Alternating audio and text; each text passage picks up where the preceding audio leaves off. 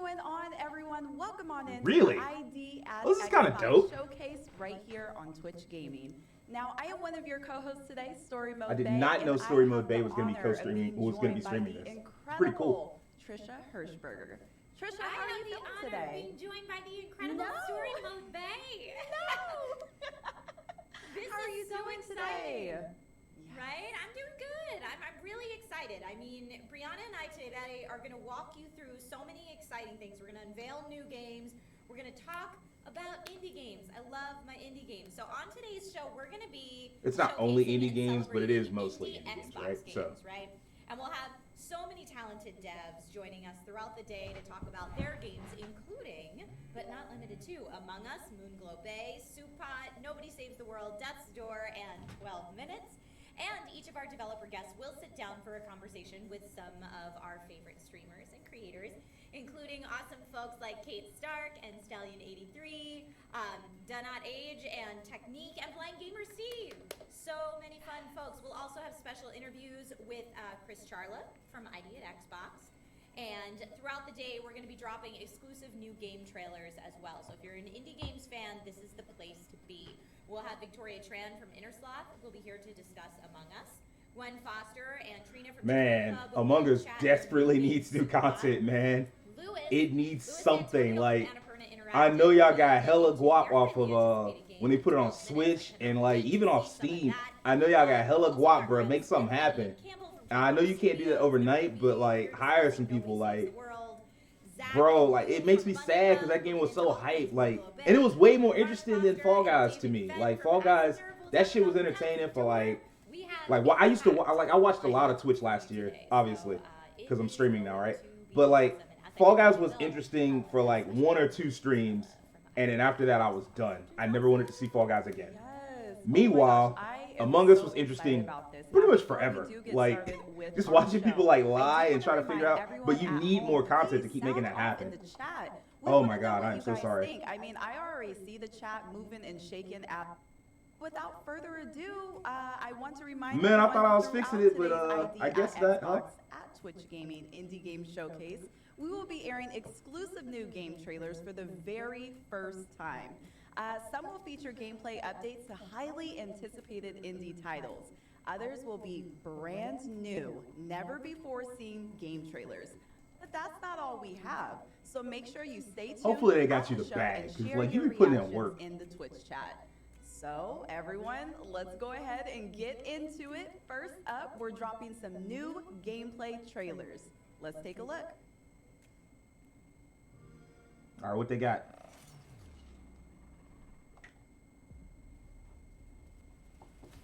Halo? No, definitely not Halo, right? That'd be crazy.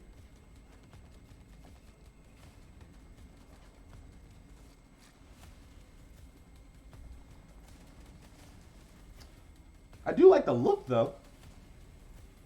Shiny than a motherfucker, though. Oh, what? It was bloodless violence. What's good, Tim? How you doing?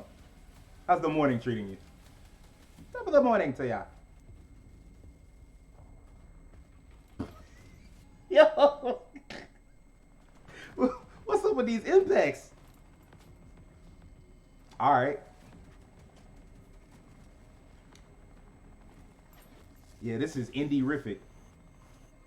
It's not a bad thing. Like, I understand there's certain things that you probably it would take a long time to program in, but it just throws me off seeing some of this.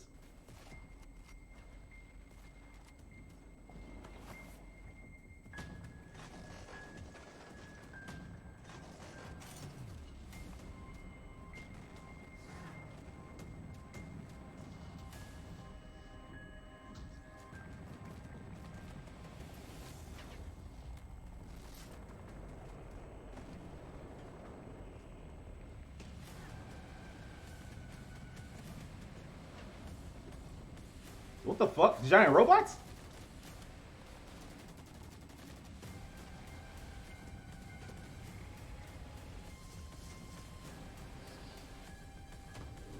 Yo, what is this game?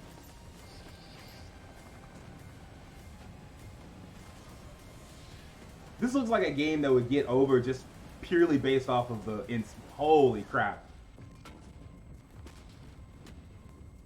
there's problems with like hit reactions and like things feeling like they just happen without like the proper. But I don't care. It just looks insane. It looks. What the fuck is this? Exo Mecha. All right, bet. Halo cross Just Cause. This better not be a case of it's lit, but not really.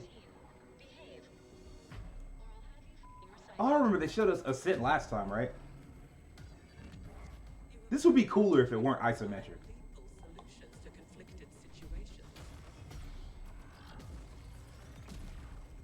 We wish to test your abilities by giving you a special assignment. Success, and you'll be given a chance at earning your freedom.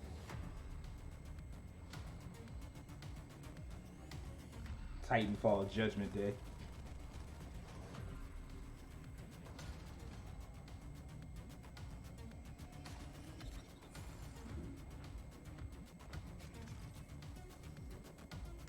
I don't hate this game. In fact, I would love this game if it weren't like holy shit. They got the gore down. I would love this game if it weren't isometric. Like, it just looks fun. It's like a space future, but shitty, unfortunately, but still.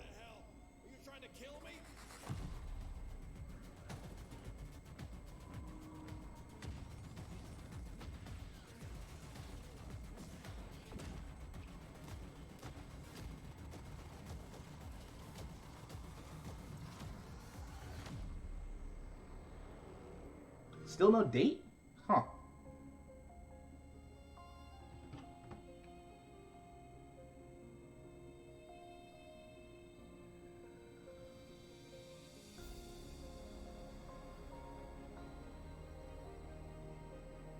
Okay. Got some movement mechanics. I like that. I'm digging it.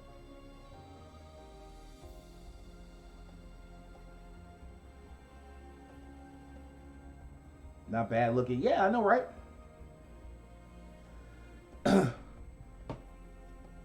This feels very Zelda-ish. Puzzles and like the environments and whatnot. I'm digging it.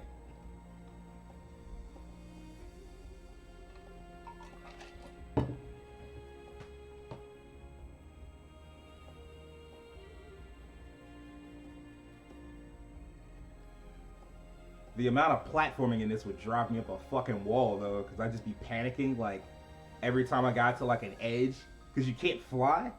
So you, like, if you fell, I would freak the fuck out. Like, oh shit, no. I feel like we saw this game not too long ago. And if I'm wrong, that says a lot.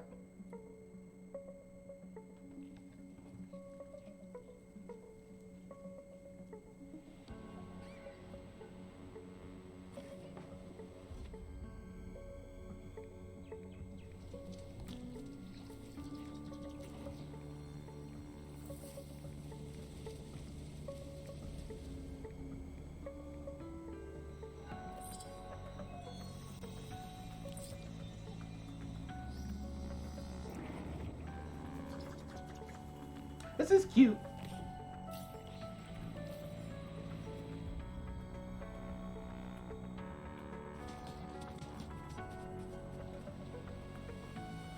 She got like a little picnic, carrying stuff around for you.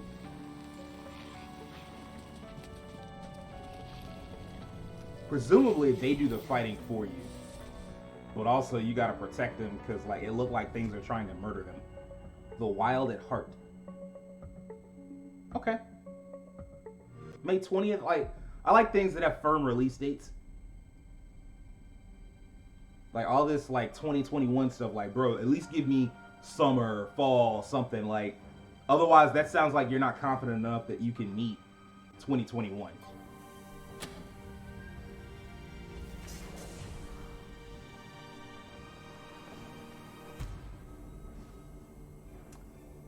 We definitely saw this last year. So this is more of an update. Because it was like trains going through places, going through different locations and whatnot. Yeah, seasons helped convince me. Exactly, Tim.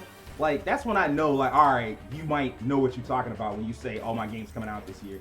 If you just put 2021 at the front, I'm like, you sure? You don't sound like you're sure.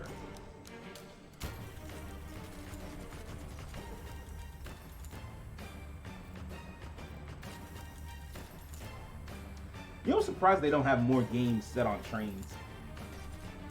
Or like with the whole, it's gonna take you from place to place type thing.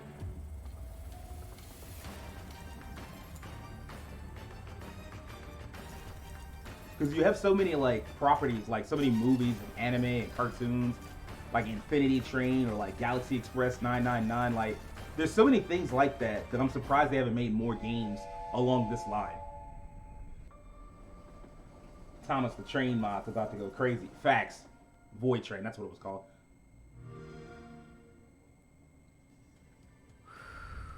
All right, Void Train. I see what you're doing there. Void Train looked really cool, that last one that we just saw. I was getting like a Outer Wilds meets Abduction kind of vibe from that.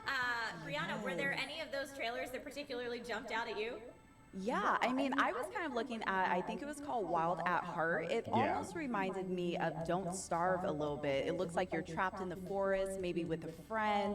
I'm very excited. I mean, Xbox came out of the gate swinging with this showcase. I am beyond excited to see what's next up. Oh yeah, the first one that they showed, that Exo Mecha. I love that Outcast game, sticker on her I saw some mic. people in chat were like, "Is this like a Mech Battle Titanfall-esque thing?" I mean, the cool news is that a lot of these trailers that we just saw, if not all of them, I might be mistaken on this, but a lot of them said coming 2021. Also, those album so covers. Those are games we can expect this year. Like I said, I'm a big fan. There's a lot of indie compression games. I'm a going big on fan for of the camera, Elliott but Xbox program. We'll get into, a that's little bit definitely later about how the Awaken My specifics Love. of the program work. Then there's an But Erykah bringing Badu all cover, these indie and then To games Pimp a light Butterfly. is what it's Back all there? about. Not So, Good Kid, Mad Omni, City. we got Excuse to see me. a trailer for, and I've gotten to play a very early build of that, and it is so adorable. So we've got a lot of fun stuff coming up, and a lot of fun stuff here that we've seen already. It's been awesome. Brianna, do you play What a is lot of this indie games on down your here? Twitch channel? Hiya chat. I do. I kind of switch off. I mean, my favorite thing about indie games, honestly, is the art style. I am such a sucker for not only good This graphics, looks like but pure just chaos and fun. visually appeasing games. And I feel like with indie games, you Can I get control so this? much of that. Why is this on my screen? Because it feels like by the it's. way, I do want to remind the Twitch chat. If it doesn't require an Please sound RTX off. 3090, What I game don't did you want it. see from I that think last most things trailer don't require Are that. you excited about? I would love to hear it, and you never know, your comment could end up right here on the big screen. Yes, I see Burnt Toast TJ, or Burnt Toast J in chat says, so great to see such wonderful support for indies. Yes, 100% yes.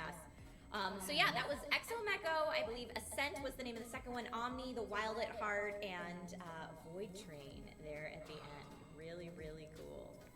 Oh yes, I am excited. Oh, Oh, yes, I love let's that look we're at it able now. to Okay, see so this here again. was Exo Mecha, I believe is what this one was called again. And this is the one that some people were comparing to Titanfall. I don't know, my first thought when I saw those mechs, I saw kind of the circular light design in the center of their chest, and I was like, Pacific Rim?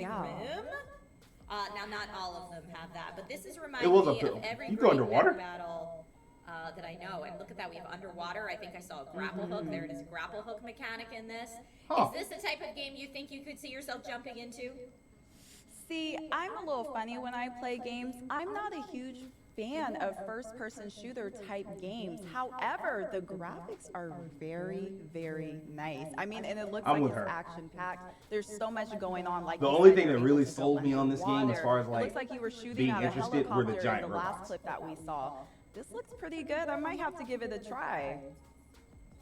I love the folks in chat right now that are so hyped for the Among Us segments coming up that they're just saying this Of game course. is super sus. This trailer looks so sus. I get it. But yeah, that was just one of the, so that was 1, 2, 3, Most 4, likely, 5 that'll be towards trailers the already end. shown, and like we said, we've got a Among packed Us, show for I you mean. today, so lots and lots of trailers coming up. But I thought Exo Mecha looked super, super cool. That Cyberpunk one, I think it was called Ascent. The Ascent, I think yeah. the Twitter handle was at Ascent that's the right. game. That Cyberpunk one felt very like Shadowrun-esque to me in a good way. And I mean, I don't know about you, but I played through Cyberpunk 2077, and it didn't quite scratch the Cyberpunk itch in the way that I was hoping for. So maybe this game totally could. Maybe Okay. we'll see. Fair and enough. Omni just looks stunningly beautiful. Is Omni more the type of game you would traditionally stream? Yeah, I would kind of look more towards Omni. Like I was saying before, Wild of Heart is definitely something I promise it's that not on my end. captivated And me also, caught my eye as soon as I if it saw is on her So end, I am Xbox very did her excited. dirty And for I not like that sending you her said like that an about actual that camera. cyberpunk feel because some Like, what is people are this? kind of looking for something in that genre if cyberpunk didn't exactly do it for them. So I'm excited about these. Yeah, I see Mundane in chat says, Mundane Salad says Shadowrun is greater than Cyberpunk. You know what? You said it, not me. But I don't entirely disagree with you. Very spicy, very spicy. You know, Shadowrun's on sale, like on there today. the recent games that came out. Folks, They're like on I sale said, for that like was just a snippet of some of the $14 or fun that we something like have for that. you Super today. cheap. But let's bring in our first guest. So our first guest on today's show is the senior director of Who's the picking ID at these? Xbox Because it program, can't be. which has been helping You don't have an independent AI just developers randomly putting up self-publish like their games chats. on Microsoft's Xbox You consoles couldn't for the because last somebody would fuck 7 around and like years. figure out a And if way you're around wondering any what types of filter, games ID and at Xbox you'd have are like a working PR on disaster right on your now hand. that will be So I wonder coming who's soon picking to a those console comments. near you. Well, here's a sneak peek.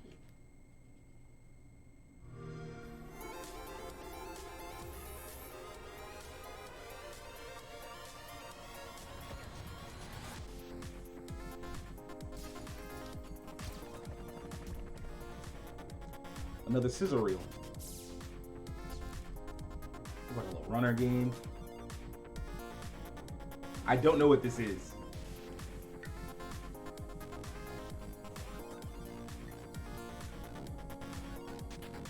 Tuxedo mask? Okay, that's really clever actually.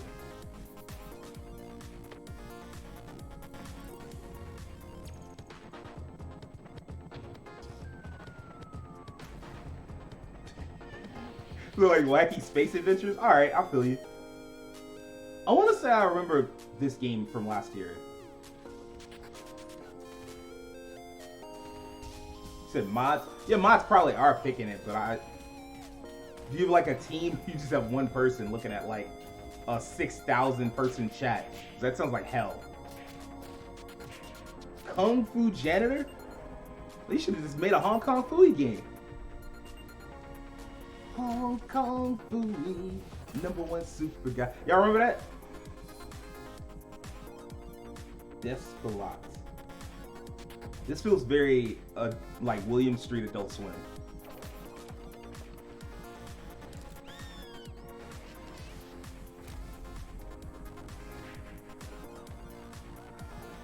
Yo, I actually kind of want to see more of this. I don't know what's happening, but people get knocked the fuck out. I'm with it.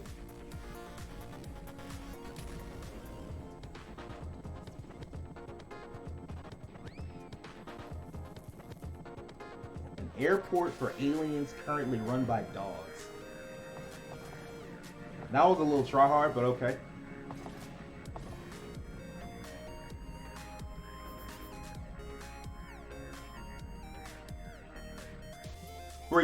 There's no way you playing literally a male person. That is not what that game is. It can't be.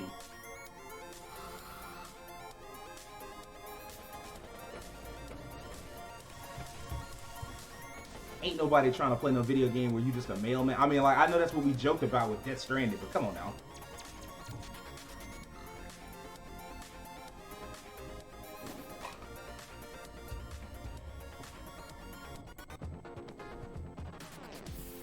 When is Grifflands coming out? Like, I thought this was out already, but like, because they showed it off years and years ago. Hong Kong Fooey, long overdue for a short revival. Facts. It seems like you could do a lot with that concept. Just like a Kung Fu puppy with a cat that does all the work.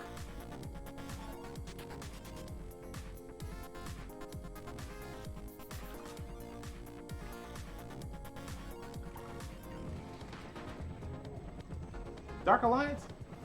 This is that Dungeons and Dragons game you were talking about earlier, the other day, Tim.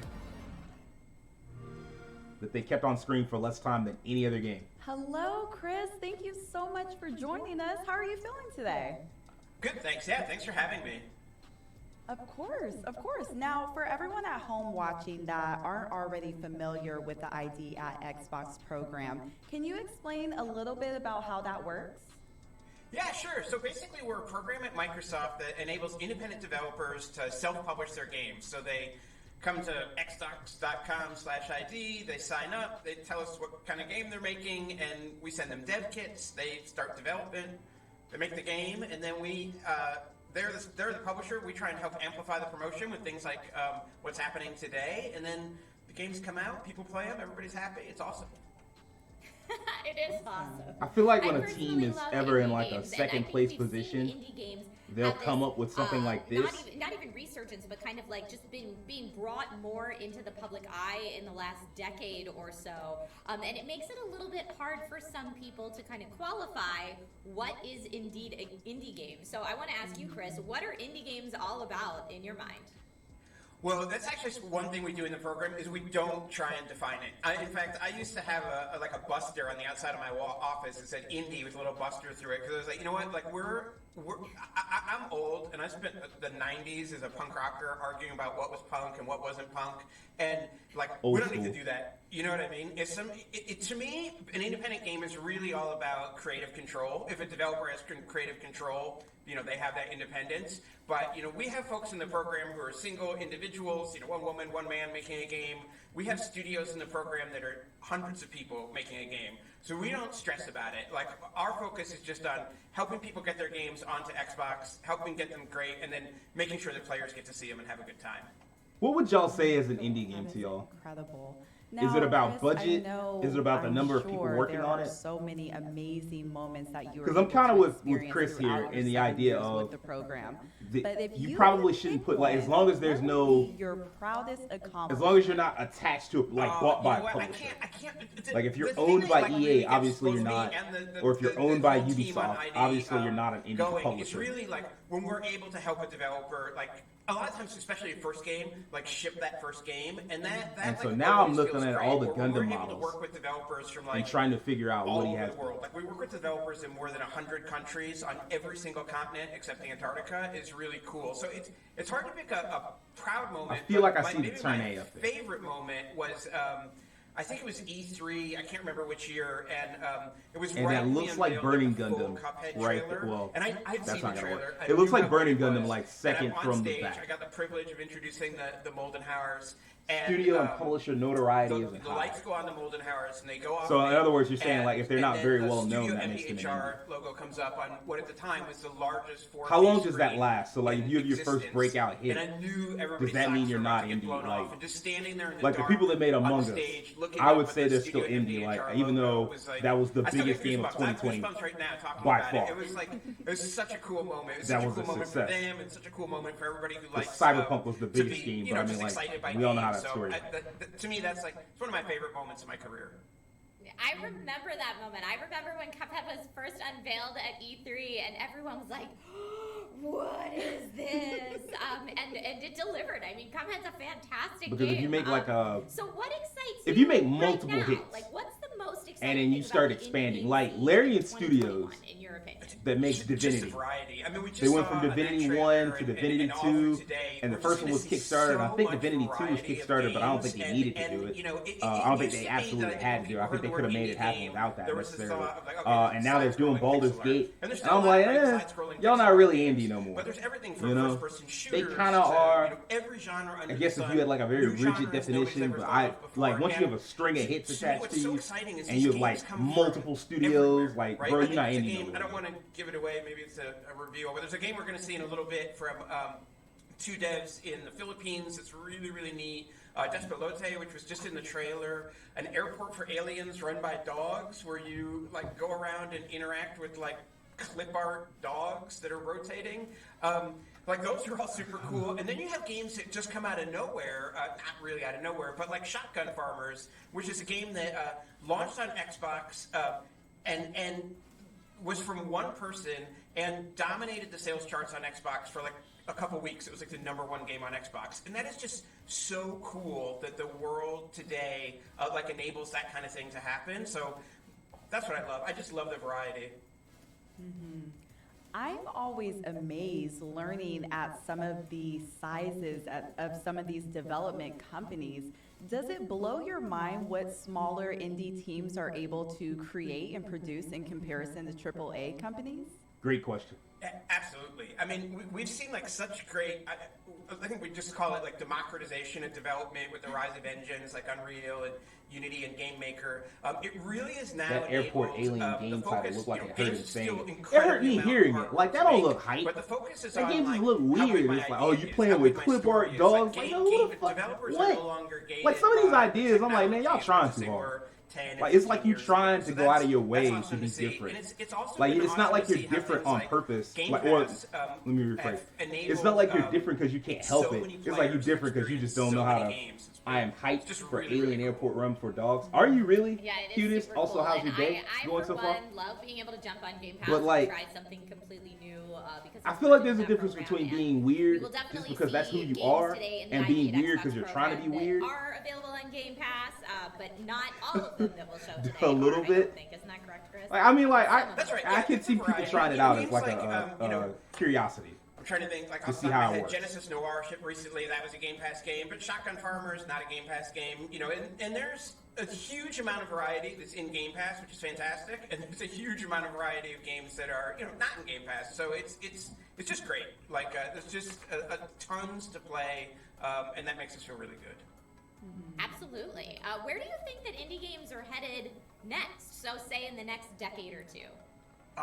That is a great question, and the answer I'm going to give is that I have no idea. But I mean, I was going to say, like, what? You know, In the next decade or two, 20 years, you know where we are? A game where you Like, shoot 20 years shotguns, ago, so the when you miss the PS2 shot, was brand a new. new shotgun grows out of the ground. How much has I changed never in would that guess time period? If you had asked me, is somebody going to make like a game that's hand animated 1930s animation? I never would have guessed that. And so, what I love about indie games is they're always surprising us. They're always giving us something new. And so when I say I have no idea what we're going to see in 10 years, like, that's what excites me. Like, if I knew what was going to happen, I again, might with not this be as late excited. game, So yeah, I there's think no in the way best that game is possible way, just about I have delivering no mail. idea. It cannot possibly be. That's really interesting you say that. I am kind of curious with these next generation consoles that have just released very recently. How has that transition been? Has it been kind of difficult or? No, not really. We've been seeding Xbox Series X and Xbox Series S's to our developers for a while, and we've been really excited to see how many independent developers are supporting features like smart delivery, where you might have an Xbox One today and you buy the game, and then when you get your Xbox Series S or your Xbox Series X, you just download the updated version of it at no additional cost.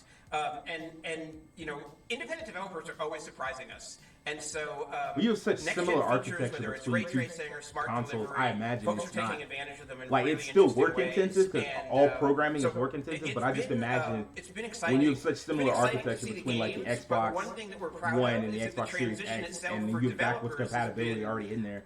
boring. I imagine mean, it's again, easier. in the best possible way. That, Then it they would be get this like new system PS3 and they to can PS4. start taking advantage of the power of it, but they don't have to get a PhD Where you have to design for the figure cell out how to use architecture it. And versus so, the more that is kind of always our goal, to standardized make it as x86. easy as possible to ship, so that the focus for developers can be on their game, on taking advantage of the hardware, not like fighting against the hardware and just being excited they got something to run. Yeah, in that context in particular, boring is fantastic for the indie Exactly. devs, I'm sure. Right. So speaking of indie devs, what advice would you give to any dev teams out there who might be watching who would want to apply to ID at Xbox? Yeah, just reach out. It's at xbox.com/ID. You can see from today and from the 2,000 games that have come through the program in the last 7 years. We love variety. We're eager to support like all developers, especially if you're a new developer. This is your first game. Maybe you're not from the United States, or you're from a different territory. Like, please apply. We're really eager to help you get your games on the platform. There's a huge audience of players who want to play your games. I don't want to be crass, but independent developers on Xbox have earned more than $2 billion, like way over $2 billion in the last 7 years from shipping their games, and that just feels really good because it means that we have a sustainable Any marketplace where announcements so far? developers can There's have been a bunch of success, announcements. It's keep all making their smaller games. indie And titles so far, I guess that would but be I my mean, message. like, There is a lot of success on we gotta Xbox, get whether used to it's indie titles, getting not millions just and in, millions of people like, to play your games through Game Pass. in terms of this year just for shipping your sure. game and having lots and Like, lots you got to of get people used to play it and indie titles enjoy because it. so many big titles are going to get pushed back. Please come aboard. So, Wow, Chris, I but then want to also thank just like you for got to get taking used to this indie titles time because to like spend and everything chat with can't be us. $100 million But production. Before we do say goodbye, can you let everyone at home know how to apply to the program? Yeah, absolutely. Devs just need to go to xbox.com/ID, and you can fill out an application there. I think maybe it takes like 5 or 6 minutes to apply, and that's the easy part. The hard part is making The biggest game, announcement but I think part so of far was building a the relationship with Ascent, Microsoft like a and trailer everything for the like that. Ascent, We try and make that and as then easy as possible. Exomecha. Also, what's good, Trill? How's your Awesome. morning Well, so again, far? thank you so very much for joining us today. This has been so enlightening to kind of take a peek behind the curtain at how all of this works. It has been so lovely having you, Chris. If people want to find you online, is there a place that they can follow you personally, or should they just follow ID at Xbox? They can follow at ID_Xbox, or I'm at IOCat on Twitter. Awesome. Chris, thank you so much for popping by today, and hopefully we'll see you here on Twitch Gaming again soon. Absolutely. Thanks a lot, Thank guys. you. Bye. Oh, that was so awesome. And it seems almost simple for developers to apply. I didn't know that it was almost that easy. That's pretty cool. Yeah, go to a website and it takes about 5 or 6 minutes. And I've known about the ID at Xbox program for years and how it helps indie devs get their games out there and get their I games feel finished.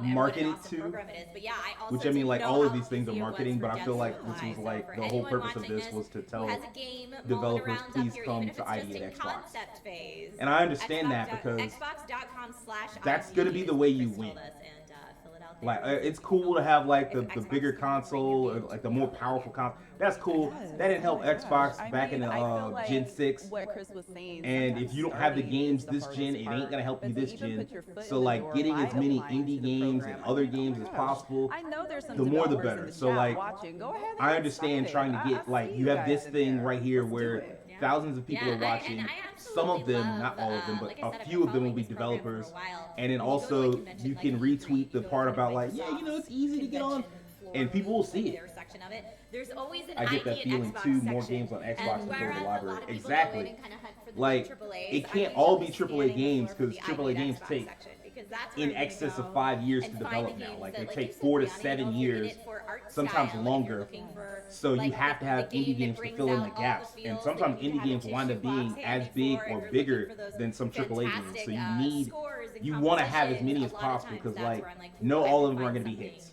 really But all you unique need is that I one haven't big hit. checked out here. You know, one big indie Which hit is and it just- justifies it's all the just rest. So fantastic. And, you know, as we mentioned, Cuphead was an ID at Xbox game. There's so many, I believe Oxenfree might have been originally as well. So many great games. And I know people in chat are teasing and hoping for games that we will talk about a little bit later in the show as I know well. Stalker's Don't supposed worry, to be we've got here. lots of stuff coming. We do. We have so much coming. But up next, everyone, streamer Kate Stark will sit down with the team behind the new game Moonglow Bay, which takes place along the peaceful eastern Canadian coastline during the 1980s. In Moonglow Bay, you play as an old rookie angler struggling to keep your business afloat while coming to terms with the death of your lifelong partner, sorry. There's the But feels, after yeah. exploring the world a little bit, you come to learn not everything is what it seems. Let's take a look at the trailer. that was a lie. That story was a lie.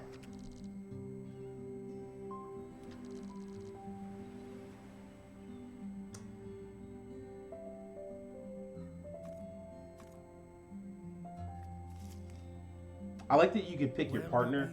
You did it. Your first catch. 40 years, and you still surprise me. I know this place seems strange. You built this in A fishing Minecraft? town The afraid fuck? to fish. But that's why our new venture might just stay afloat. Because all those stories about the mystical monsters of Moonglow are exactly that. Stories. This bay is full of amazing new creatures waiting to be discovered. So we'll find them and share them with the world. Together. What the? As long as this book is by your side.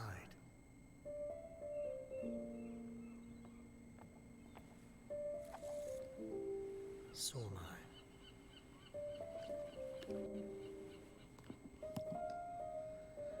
So here's my thing. Welcome home. I don't think it's a bad thing that these types of games exist. I think it's a very good thing. But also, I feel like they're too quick to pull Hi, on people's everyone. heartstrings. Thank you so much with for indie joining games. us, In the same Zach way and Blue. that AAA games, the first thing they do with welcome AAA to the show. games Can you is tell how us a can you little kill bit things? about How Moonglow's creatively Bay? can you kill things? Yeah.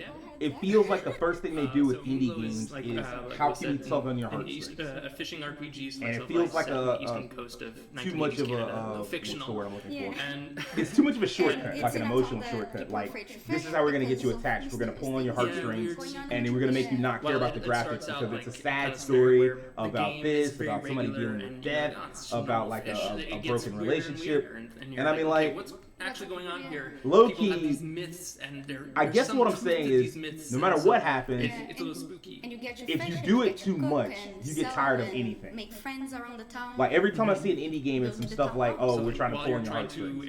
explore the world, figure out what happened to We your gotta come up with long-lost something else. partner.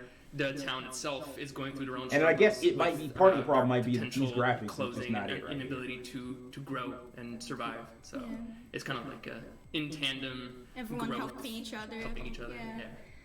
Sounds amazing. Now, without spoiling too much, what can you tell us about the town and what went into creating life in Moonglow Bay? Oh, it does. So the town is having its centennial, so it's gonna be 100 years old, and it's completely falling apart. It has no money. The town hall is closing, and you kind of like. Was I wilding out with that gotta last help take Well, it's- of just like you moved into the town being 3 tired years of prior indie with your games that the partner, first being thing like, they do okay, is try to we're tug on gonna your retire here and heartstrings? we're gonna Was just I open up wilding a little out? fishing shack. But then they go on their adventure. Your partner goes on their adventure. Because I start think a my shop, overall and point is that no matter what they it never come is, back. So if you now you're kind overdo of, it, it left becomes alone. You're tiresome. like, oh, I don't know what to do, and everyone else is also closing down. So you're like, I need to, like, I want this to survive. And your daughter comes back and it's like, kind of like picks you up and says, let's do this, let's figure this out. And, Let's fix this town up. yeah, and There was so much, like, I did so much research on my site, like doing concept art and stuff about Eastern Canada in the 80s, like going to like little groups and checking like people's memories and the photos that they took of the East Coast of Canada. So and also in the fashion, because even though it was 70s, 80s, the fashion hadn't caught up for like 20 years. How the fuck can you tell, like, how the fuck can you tell, like, with that art What style? inspired the story on Moonglow Bay then? Because it seems that you did a lot of research into it, so you must, like, and very specifically Eastern Canada as well, so what inspired that? Well, I always like fishing games. I think a lot of us always very much like playing the mini games, I'm one of those fishing people, games, yes. and RPGs, and yeah.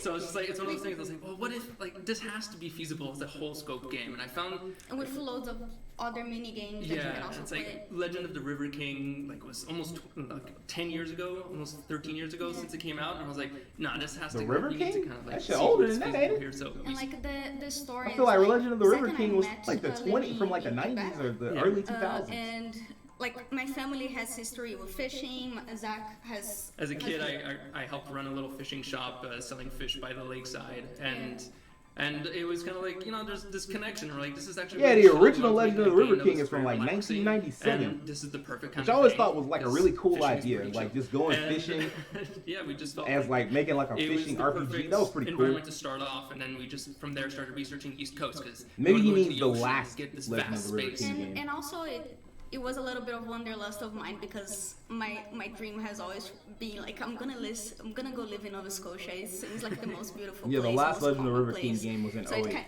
kind of has that part as well. Yeah, like that starry-eyed feel of like, oh, new town, beautiful, and Absolutely. that's why like one of the things in the game is to kind of build this town up and make it prettier over time.